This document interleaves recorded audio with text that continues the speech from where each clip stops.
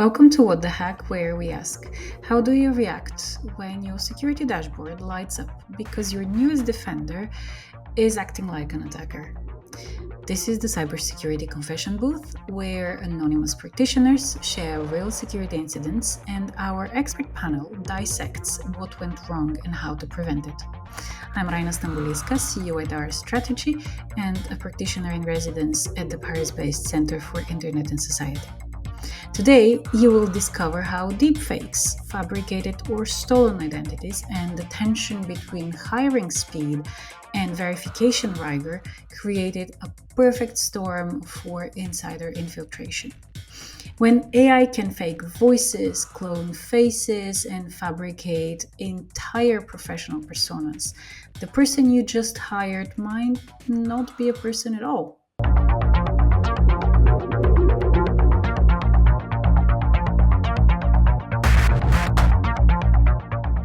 This episode is brought to you by Sysdig GCP and Predictive. All right, so here we go for this week's confession. Hi, Kate, and hi, Roger. Thank you for being with us and for another confession. So for listeners who know our season 1, they surely know you, Kate. But I'll still ask you to introduce yourselves, and perhaps we can start with Kate. Hi, I'm a freelance cybersecurity journalist. I've been covering cybersecurity for nearly 20 years now, I believe. It's quite a long time. I work for a number of publications, trade and nationals as well, a number of websites online, including IT Pro, SC Magazine, and the trade publications I work for. And then I do some stuff for Forbes as well. And I've been featured in The Guardian and The Observer too. Roger, welcome and thank you for joining us. Can you tell us a few words about yourself? Sure. Thanks for having me, and thanks everybody for joining. I'm a 37-year cybersecurity professional since 1987, and I've written 15 books and probably over 1,600 magazine articles on cybersecurity over those years. I work for KnowBe4. I'm a Data-Driven Defense Evangelist, and I've got very personal experience with today's topic. Yeah, I think I will nudge you consistently towards sharing parts of it. Of course, as far as you can, for different reasons, obviously. But before we dive into the discussion, let's see the first part of our of today's confession and of what our confessee has to share with us. To protect the innocent, this confession has been voiced by an actor. We were struggling to recruit into our security team. We aren't in the greatest location, we run some things that aren't common, and we can't pay like the big firms do. So finding the right people, especially these days, can be hard. One of our SOC analysts left and we had a heck of a job replacing them. It took us months. Then this new employee joined. We thought we'd lucked out. They completed our interviews, they seemed personable, and they had all the right answers. When our security system put up an alert around one of us, we knew something was up. We watched as someone we hired to protect our systems started behaving exactly like a hacker. How had we made such a mistake? Interesting. I guess this rings a bell with you, Roger. So yeah, let me start with you. The confession implies talent shortages forced perhaps lower vetting standards. In practice, are there specific recruitment controls that can, or at least should, stay rigorous even when budgets or location, as the confessee mentioned, work against you? Yeah, I think certainly, and let me say, I think that there are likely tens of thousands of these fake employees working for companies around the world. I think it's a lot more common than people think. It's certainly most companies it happens to don't readily share that they've accidentally hired a fake employee. And I'm not sure if it's a lack of available talent out there, but in my experience, and I've helped interview a few of these fake employees, they really come across as the best employees. Like you almost wish they could almost teach a class in how to respond to a job interview, because they just have they have everything you've asked for in your job description. They have experience.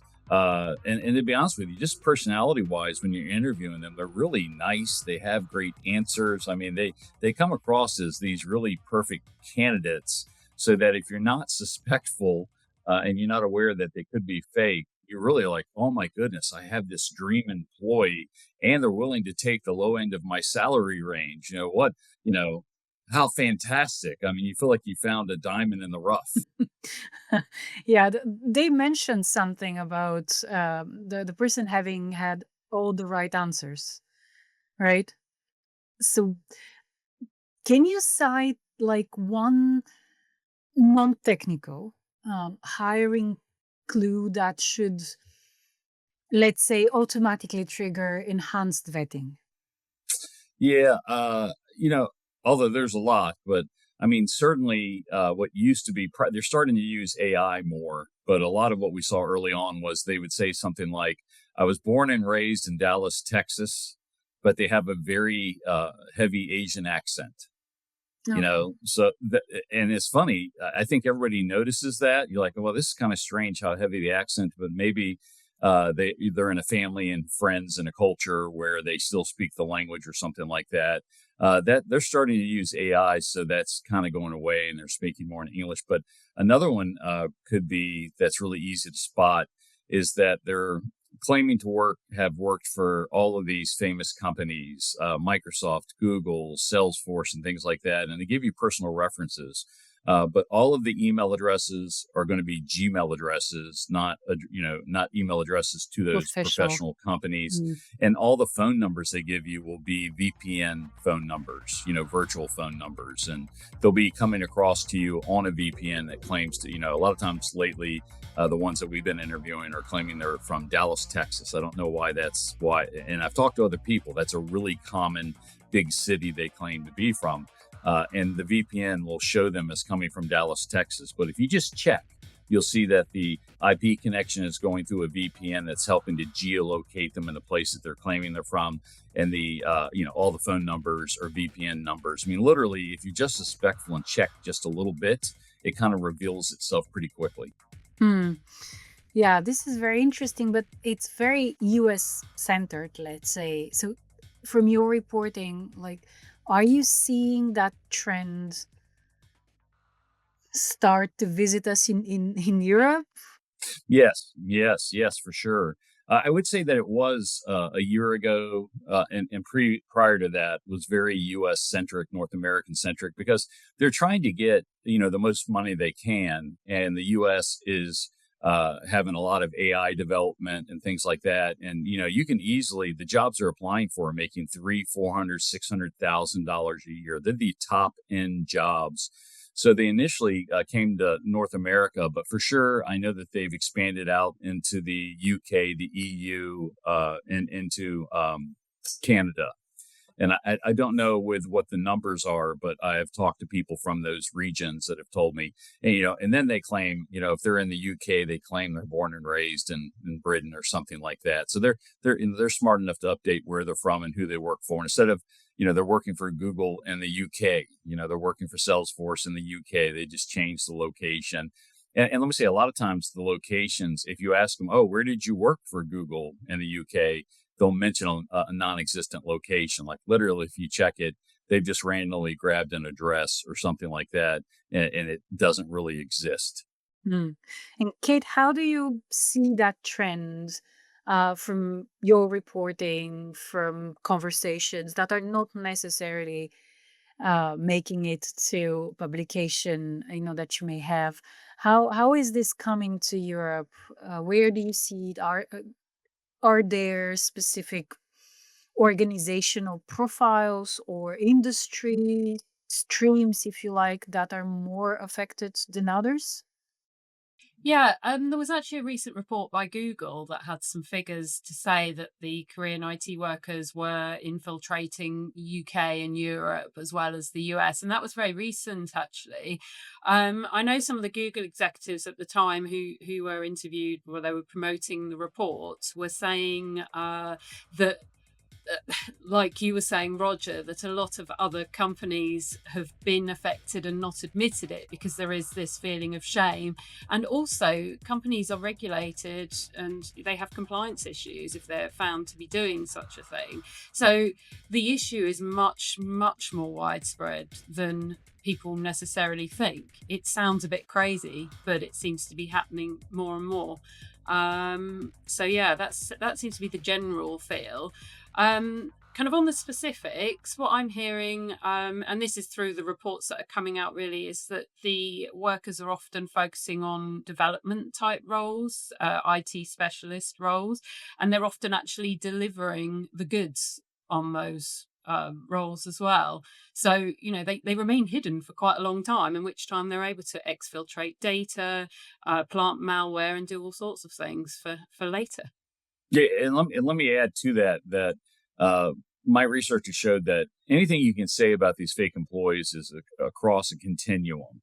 Like, so we will have these employers going, "Hey, these are like the best workers I ever had," and I was even sad that I had to let them go because many times it's illegal to hire employees from certain countries, so they have to let them go.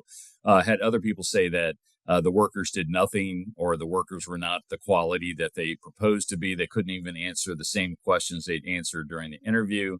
So I think that these gangs that are trying to get these jobs really are across a continuum where you have, in some cases, you just have certain levels where a person, they're just there to get the job. They go through the interview. Sometimes they just are there to get the first interview, and then somebody else takes up the additional interviews, and then somebody else takes up the work. Other times there's the same, it appears to be the same person with continuity, across the spectrum, where they're getting the interview, they're taking the interviews, they're getting the job, they're performing the work. But a lot of times it appears to be outsourced, and you'll hear somebody that's interviewing that has a heavy Asian accent, and then your employee shows up and they have an Indian accent. And it's as if they didn't expect, the people to notice, or maybe they expect them to notice, but like, well, the amount of jobs we'll lose, right? We'll pick up a paycheck or two before they're able to fire us, and things like that. But it's across the spectrum, and I have heard many reports of people saying they did the work and we like the work they did, and that's it's kind of got to be a tough one. It's in a tight job market. Yeah, which is it. Let me piggyback on this one because Kate, this one is also for you. We've been seeing and hearing about the talent shortage, about how there are so many unfilled positions, and like, but the point was on this also like an extra, or I mean, at least let's say overemphasis on technical resumes at the expense of other skills, or more pluridisciplinary, if you like, background or things like this. And now we are adding identity verification to the mix. So have you seen from in industry reporting, from the way people talk about this, an evolution there about how hiring practices have evolved, regardless of whether people are conscious and mindful of a fake employee hypothesis? Yeah, I mean, we all know there's a skills gap in cybersecurity, right? And obviously, there's a need for specialist roles, especially. I mean, at the same time, I know a few CISOs who have been looking for new roles and finding it very, very difficult to find something at that level that's available that is suitable for them. So I don't think necessarily there aren't the skills and talent there to fill the gap that's available, if you see what I mean. But like you say, it's a lot of these technical roles for positions that are kind of in new technology, that are very hard to fill because we've got to wait for all the young people who are coming up from young graduates and that sort of thing. In the hiring process itself, I mean, we all are in the same boat really, in that we are hiring remotely. So we have globalization, which means we are hiring from abroad more and more, and we're getting those talents from other countries, and that's become the norm. And also with the pandemic and post-pandemic, people are still working from home. It's very attractive to offer remote work as a company, isn't it? It's people working from home, still delivering very good work in many cases. So that's the kind of landscape that's catching everyone out in the end, which is kind of, we still want to have that there, but then it needs to be managed in the right way to catch these people out who are taking advantage of the system, as it were. Very true. Before I ask you both to reflect on one question, Kate, can you help us see the blind spots? I'm tempted to ask you, like in one sentence, to give us the headline angle about, say, insider threats that the public still isn't seeing.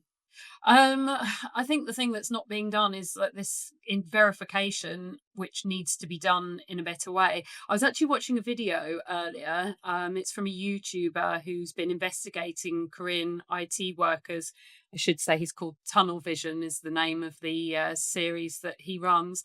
And he was saying there were a group of researchers, and they were trying to catch out IT workers, or the fake IT workers. They had links to profiles that they believed to be fake, and they'd all be going in and kind of doing fake interviews. He actually does a fake interview with a fake IT worker, and there were things that they were doing, like saying things like, put your hand in front of your face on the video so you can see if it's AI generated. Yeah, stuff like that, really. And then identity verification, things like it would be good if the people are able to come in person to sign the contract, for example. Vetted in terms of the location that they're at as well, so that they're not working from some laptop farm somewhere or other. So it's just stuff like that to identify people, and ensure they're not using a fake video. Maybe ask people to take their backgrounds off as well. I don't know if that's a bit of an invasion of privacy, but they're all putting these backgrounds on, and then behind them they might have a flat full of other IT workers. Yeah, it's an interesting one. I think we'll get back to this at the end, when we basically recommend people how to deal with this. But before we get to our second part, let me ask you a short question.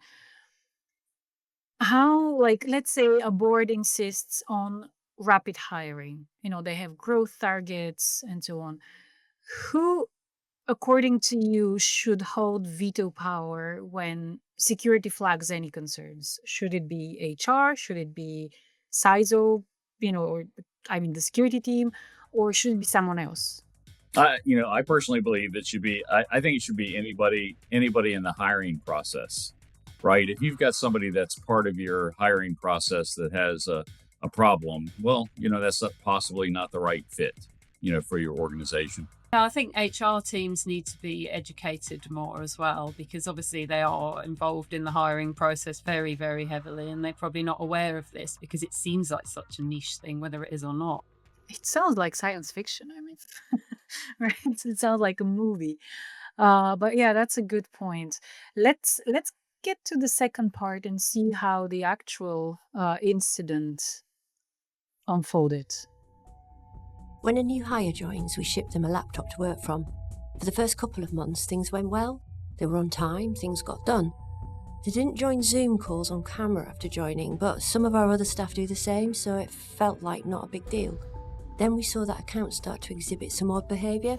I started looking at areas of the network that weren't necessary to a Tier 1 analyst. Then some of the account commands went from being interesting to positively alarming. They were trying to increase their account permissions and get into areas that they were not allowed into.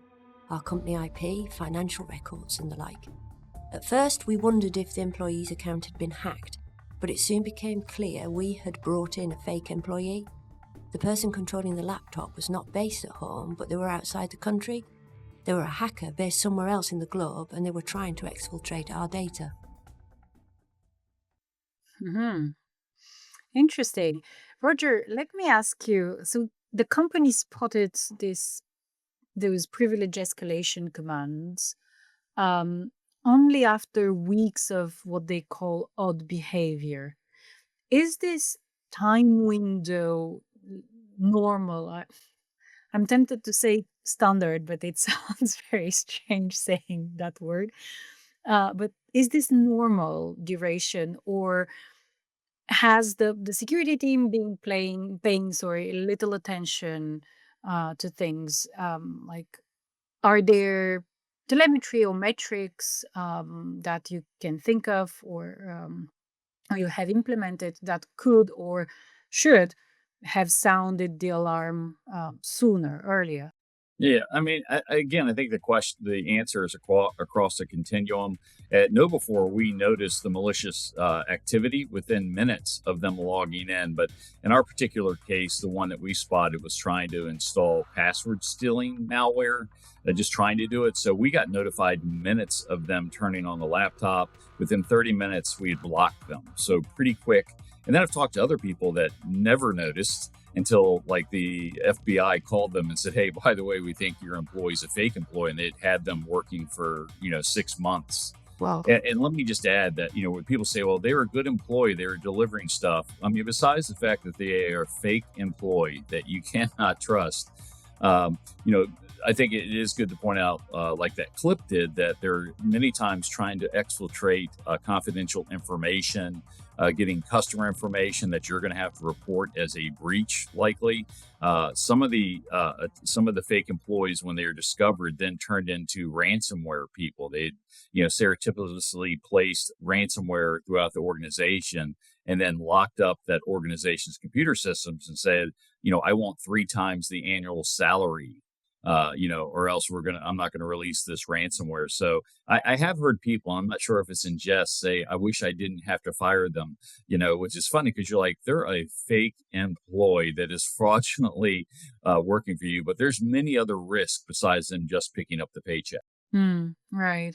Yeah, the ransomware stuff has been quite prominent in recent months. So, Kate, from your reporting, you've covered breaches where attackers lingered undetected. Um, what are systemic, let's say, newsroom findings that align with the dwell time gap that we observe here, or that Roger mentioned? Is there any change? Like, since we've been talking publicly about that sort of things more and more, is there a change in the time window, in the dwell gap that those attackers have in when once they're inside systems? Have you seen something like this? I wish I had stats that would tell me that, because that would make a good story, especially if dwell time is reducing. But the stats I have seen have said that dwell time's increasing. I don't know if they're old stats, but attackers are able to stay in systems, steal data, deploy ransomware, and do all sorts of things before they leave, which points to security teams maybe not spotting in times, which I think is another story in itself as well. My impression is that the dwell time increases. Yes, yes, yes. That's my observation. I mean, from reporting, I don't have your experience with this, Roger. So is it also your observation that it increases? I don't know enough. I apologize anecdotally to kind of speak on that. I can tell you that many organizations are still having fake employees for many, many months. It doesn't seem to be decreasing. And strangely enough, like, we're probably one of the most prolific companies talking about North Korean fake employees, and still over half the resumes we get for remote positions are from fake North Koreans. And we, it's, and sometimes 90%. And I've talked to some companies where it's 100% of the resumes that they're getting. And let me say, I feel bad for the real people that could otherwise Right. take those jobs. And some of the fake identities, sometimes they're just completely made up fake synthetic identities. A lot of times they've stolen people's identities, and that person is not sure of it. And I thought, how terrible it must be that you're now on this fake North Korean fake employee name list, and you're a real citizen trying to get a job, right? Wow. It's got to be, you're probably applying for lots of jobs in your life, and you're not getting to that first interview, and you don't realize it. It's not like you went and looked to see if your name was on a North Korean fake employee list. Right. And so it could actually, harm those citizens. And that's where people are like, interview them in person or something like that.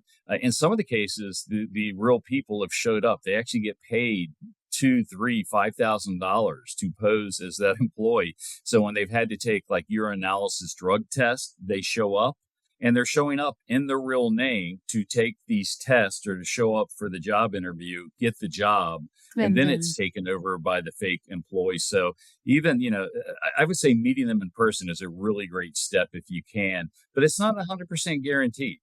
right. And you never have 100% guarantee, right? And mules are like what you're describing, or posing for. This is, I mean, we've seen this in so many situations, even before, yeah, digital malware hit us as strong as it is hitting us now. Um, Roger, let me ask you something about the, let's say, the containment aspect. So the in the confession, what we heard is that they once they realized something's really off, they bricked the laptop, right? So is this or let me say it this way, in girl incidents like the ones you've been through, um, what critical missteps could undermine the containment step? Well, I mean, and certainly if you're letting someone onto your equipment, they could potentially disable, your response, disable the software that might lock it up, and that sort of stuff. Although we haven't seen that. Most of the cases I've been involved with and learned about, even if when you told them, which I remember the first time this happened, we're like, hey, we're going to ask the attacker, the fake employee, send back the laptop. And they're like, okay. And we laughed. We're like, what? They sent the laptop back? And then I talked to 50 other people, and they too, anyone that ever asked for the equipment back got it back. And we don't know why, but we suspect it's the laptop farmers. Like, hey, if I keep the equipment, that's an additional felony. It could be felony grand theft, right? A couple $1,000 piece of equipment, and they don't want to go jail for this. And it's not maybe it's being bricked, and they send it back. So again, just being aware and going, hey, can you send the equipment back? Everybody I know that asked for the equipment back got it. And a lot of them had like yellow stickies on there with the company name, because the laptop farmer is having to keep track of which, what equipment belongs to what company. But, so it's, sometimes all you got to do is ask. And be assertive. Yeah, and be as assertive as a North Korean hacker sending you resumes all the time. Kate, that's there is something that sticks with me from this confession.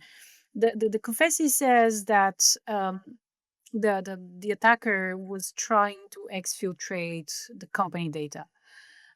So it doesn't say whether, at least at this point, from what we've heard, it doesn't say whether they've been successful or not.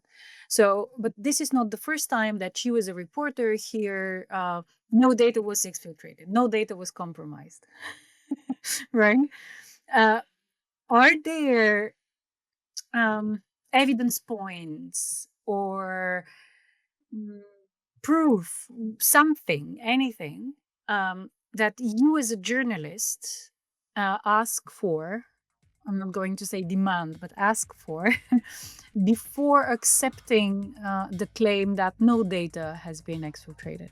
I can't really question it if that's what they answer my question with, other than saying, are you lying? But I guess if it has appeared on a dark web forum, it's been leaked or something like that.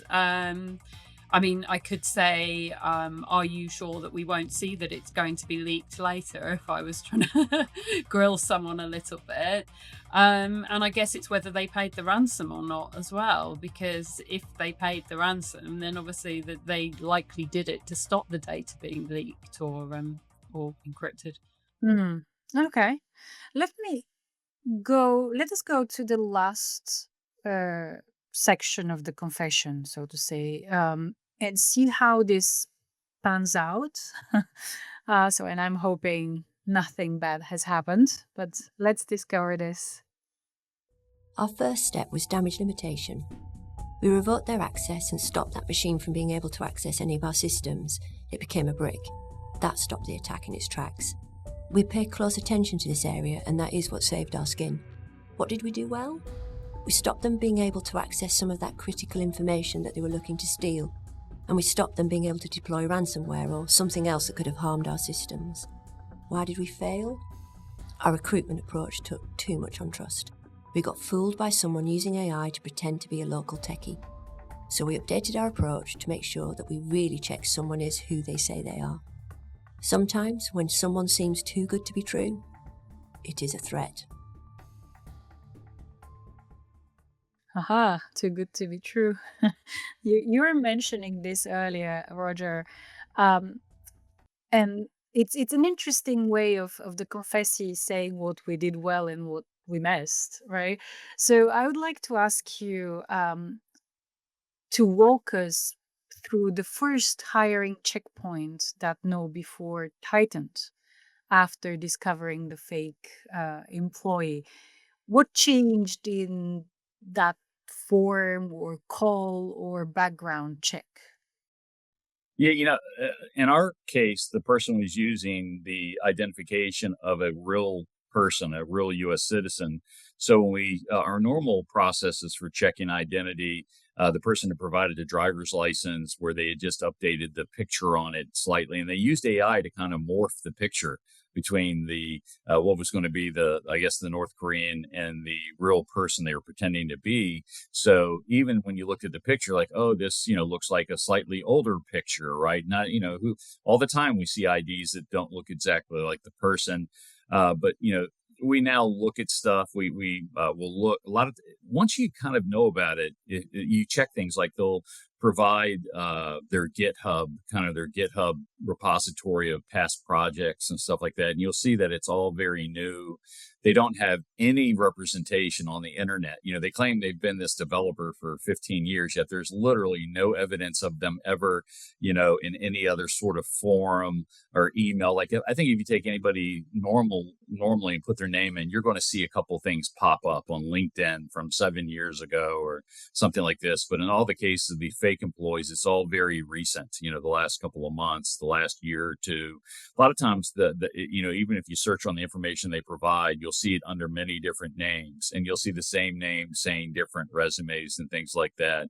So, part of our hiring process is now just to quickly vet, because once you know about it and you're checking for it usually, you can spot them really quickly. To be honest with you, we spot them immediately now. Like, we then go through other checks, but just to be aware of it. And we've entered about once a month. We still interview them because we want to see if they're changing their tactics. And for the most part, no. The only thing that's really changed is starting to use AI more for the interview portion, so they don't sound as Asian.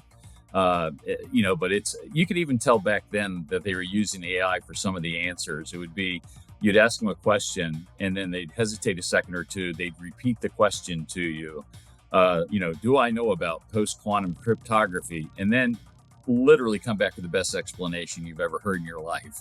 So, once you know how to spot those sort of things, or if you're looking to see if they're using AI, you say, do the hand in front of the face, it literally falls apart very, very quickly.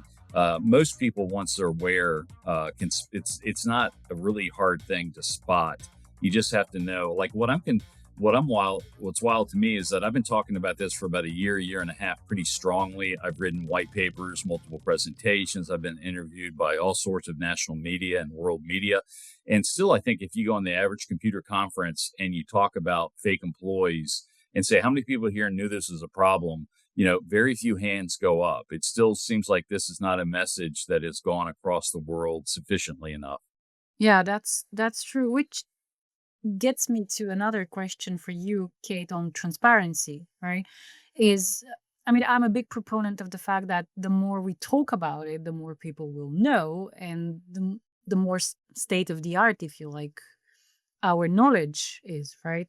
What you were saying, Roger, interviewing them from time to time just to probe on techniques change and so on and so forth. So yet, public disclosure, let alone lessons learned, around that sort of incidents and insider incidents more broadly, is still very patchy. So, according to you, are there transparency standards that the media should push for so that lessons become industry wide rather than anecdotal? Yeah, it's difficult to say because a lot of what we write is anecdotal because it comes from people who are willing to speak about it. And it's those stories that are actually really useful. I mean, I think it's great that KnowBe4 was so transparent and open because we have that great story that, if you Google fake Korean IT workers, it's the first thing that comes up. It's been covered very, very broadly and in great depth as well. And you've written your own blog on it, haven't you? And it's great that you're talking about it now. So frankly, I just find it absolutely intriguing. I wish that other companies would come out and admit when it's happened to them. I think in a way it's unlikely because of what we mentioned earlier about compliance issues and obviously the issue of shame and it reflecting badly on your reputation as a company. And I think where KnowBe4 is a bit different here is that it is a cybersecurity company. So it works that you speak out about it because you have that kind of knowledge as well. So I would say, I mean, I can't demand that people start talking about it, but I would welcome people who would come and talk to me about it and be more open so we could cover it more because it's fascinating. And I'd love to do those interviews like you do, Roger, because it sounds very enjoyable to see how their tactics are changing. And it's enjoyable for us as journalists to be reading the reports and hearing you talking about it too. Yeah. And let me say that, coming out publicly, I think we're the first company to come out transparently talk about it. Yes. We initially received a lot of bad comments from people. And we even had a major deal we were trying to close that really hit some friction where the person's like, hey, I'm not sure I want to go with you. But the next day, Brian Krebs, who's a really popular journalist, said, hey, this is great. They're coming out with it. And that really it was nice that they weren't blaming us and seemed to come out and say, hey, this is a good thing to share. And then at the time, I kind of felt like in isolation, like, why did we fall for this? And then I forget what this Black Hat or RSA conference I went to like a week or two later. And all of a sudden, 25 people came to me from different companies and said, we had done the same thing and thank you for speaking out. We had the FBI thank us for sharing the information and even sharing the laptop. We got the laptop back from Laptop Farmer and we sent it to the FBI. They said most people aren't mentioning this. They're not sending the computers to us. And for sure, some of the people that shared that they'd been compromised in that way, they probably should have released some sort of data breach announcement. Some people, the attackers were working with classified systems, maintaining classified systems and things like that. I'm like, this is a huge story, and it's being covered up because they are worried about customer fallout, data breach requirements, and things like that. And I think a larger percentage of them could have been involved in an official data breach, but keeping quiet, they don't have to report it. But it's unfortunate because it doesn't get the message out there, right? Every time somebody is not reporting that they've been compromised, that's just allowing the attackers to have more room to move and to compromise, more companies.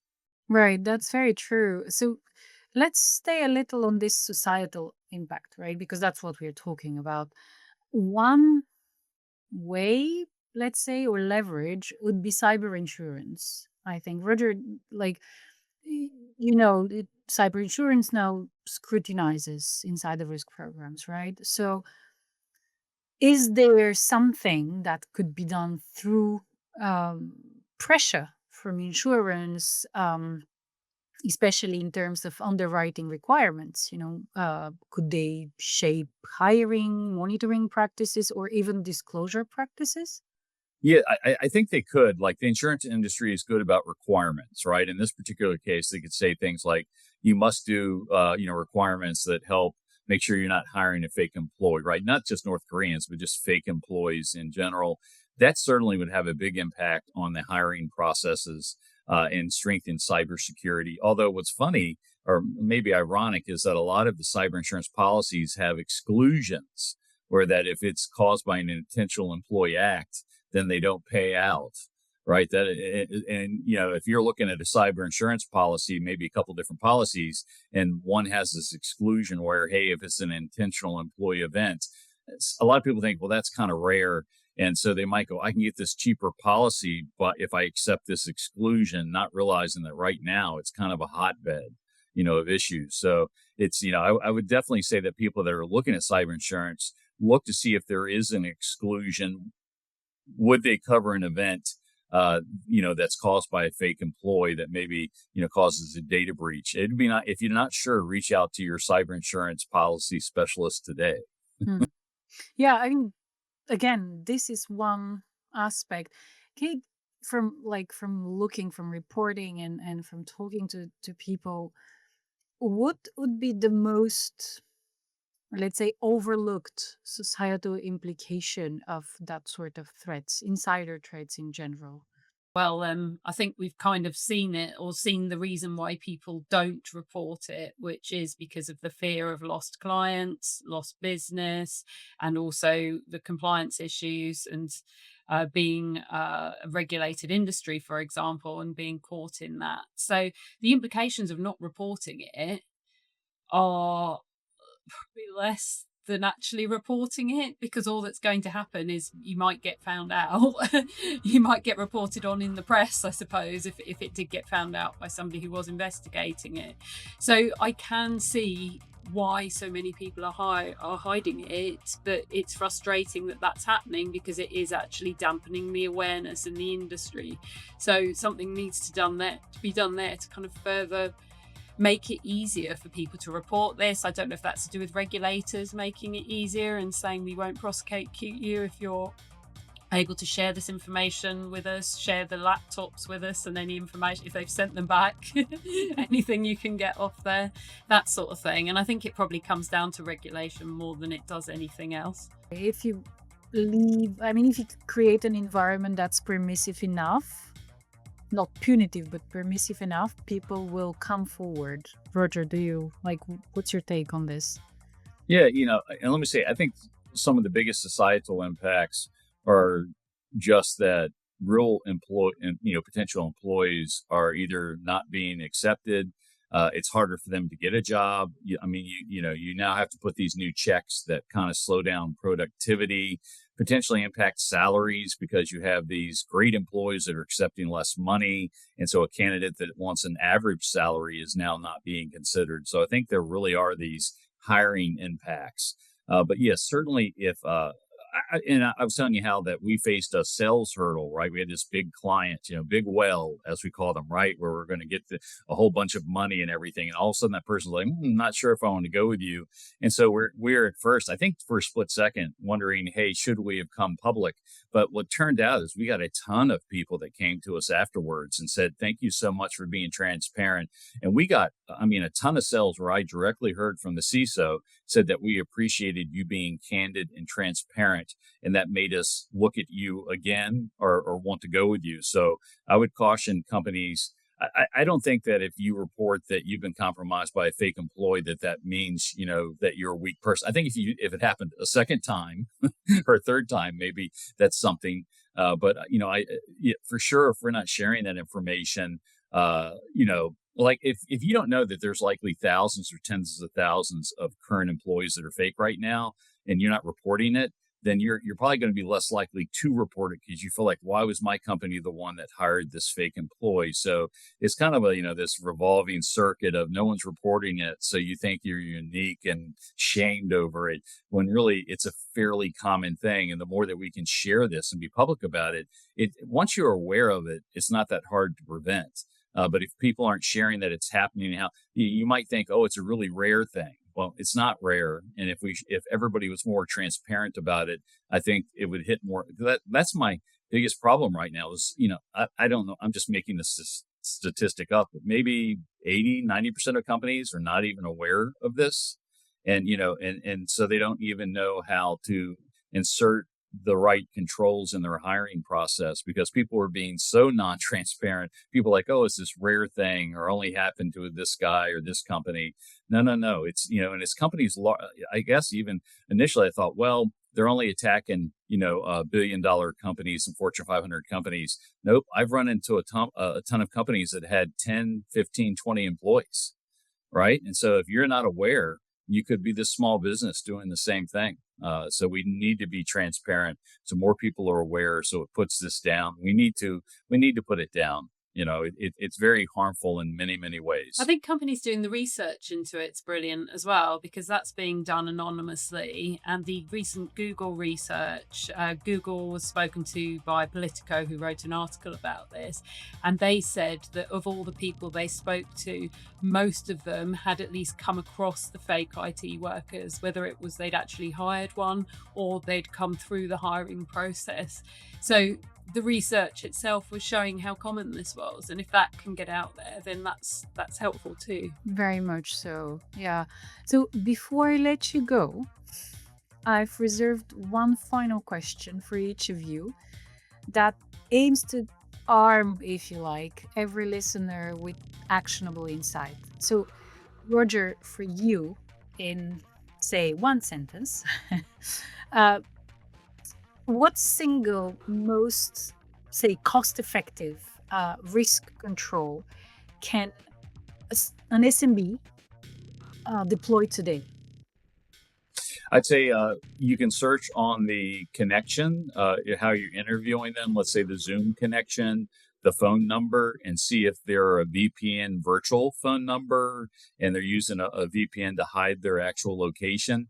Those are things you can literally type in an internet search engine and find out about. And there's certainly services that will help do it even more professionally.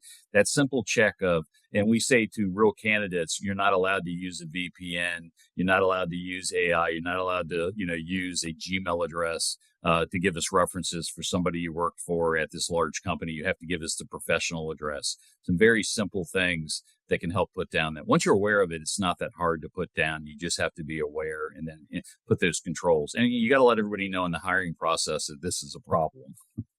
Yeah. Okay. Thank you. And Kate, if you could plant one investigative question inside every boardroom tomorrow to expose blind spots around this employment fraud at large, deepfake or otherwise, what would that question be? And why is that question the most effective catalyst for change that you envision? I would say, how rigorous is your hiring process really? And are you monitoring people after they join the company as well? So it goes beyond just hiring, which is important in itself. But beyond that, you should be monitoring new employees if you're not weeding them out in the first place. Thank you. So those are two deceptively simple questions, right? And so for our listeners, take back the questions and the answers back to your office or your next interview subject before this week's out. And to you too, Roger and Kate, a very big thank you for sharing with us and helping us learn together and protect better. Thank you. Yep.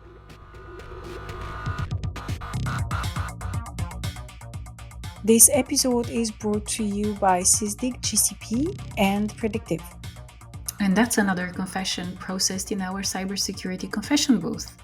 Grab your companion resources from the show notes and share this episode with your security team, as this could happen to you too. Subscribe to What the Hack for more anonymous incidents that help you learn from security failures.